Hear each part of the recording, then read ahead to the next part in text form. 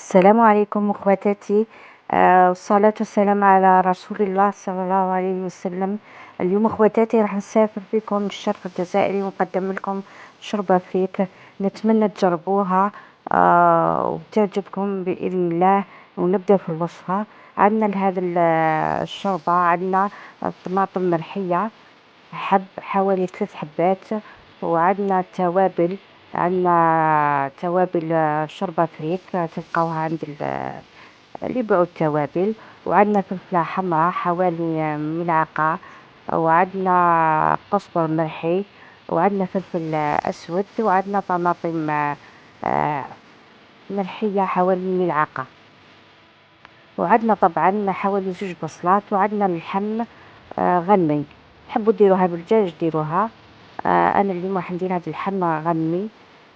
تجيب لينا بزاف اللحم غنمي، وكذلك تجيب الدجاج اللي يحب يدير الدجاج. وهنايا اخواتاتي عندنا قدرة اللي راح نطيب فيها. طبعا فيها زيت وفيها سمن، حوالي مغرف سمن وحوالي 2 مغارف زيت ولا 3.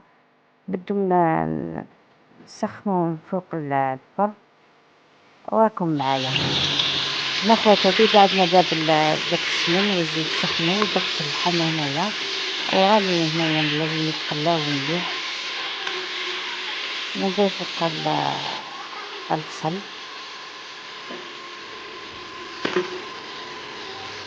وهنا السر الطياب هي التقلية، لازم نقلو مليح البصل وهذاك اللحم. انا ملي ضفت طماطم مرحية من الأحسن ديروها من الأول هكذا باش تروح لها الحموضة تاعها. هنايا لازم نقلو مليح كما راكم تشوفوا.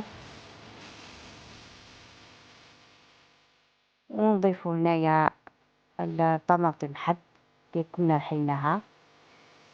طبعا نحولها القشرة ونرحوها. هنا من أسرار البنة تاع الشوربة تاعنا هي طماطم حب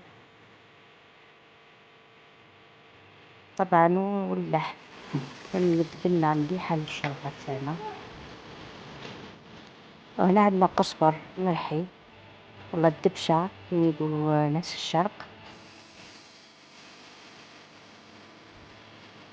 المرة الجاية خواتاتي نزيد نديرلكم الشوربة تاع الوسط الجزائري تجي فيها الخضرة الشوربة ثاني تجي بنينة.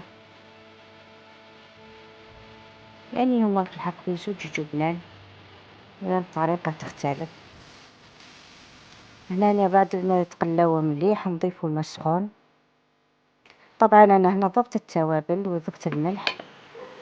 وهنايا راني ضفت نشد الفريك تاعي نغسلو. هنايا خواتاتي كل نخية تاع الشوربة نديرو لها ملعقة تاع العشا في الفريك نغسلو مليح. ونضيفو هنا ضفت جوا تاع الحار ونغلقو ونخلوها طيب. هنا خواتاتي هاي طابت. تحبوا ديروها ثقيلة ولا تحبوا ديروها خفيفة كل واحد كيف يحب الشوربة تاعو. انا نديرها نص نص يعني لا ثقيلة لا خفيفة. وهنا بعد ما طابت الشوربة تاعنا في صحن التقديم نضيفو هنايا حشيش مقطفة من الفوق ولا الدبشة. بشهيتكم خواتاتي والجنة. نتمنى تجربوها وتجربوها قبل رمضان يحب تجرب. ونقولكم صحة رمضانكم وصحة فطوركم. ونتمنى تجربوها خواتاتي وتعجبكم. وإلى اللقاء الوصفة أخرى بإذن الله.